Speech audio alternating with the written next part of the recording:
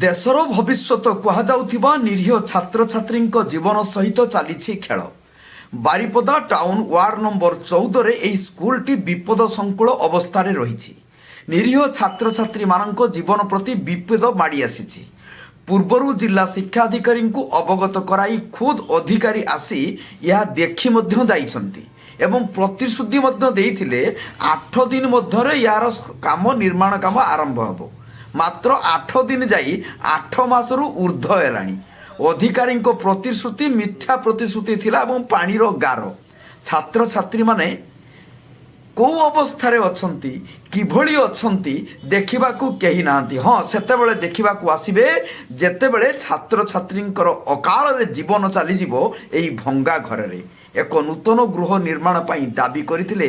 साधारणतः एक विद्यालय गरीब श्रेणी पिला माने पाठ पढ़ती। तेणु सरकार याकू अवहेला नकरी खूब शीघ्र यार मरामती कार्य आरंभ करने को विभिन्न महल रे दाबी होईची। बारिपदारू गौरदास गिरी रिपोर्ट, जनता एक्सप्रेस।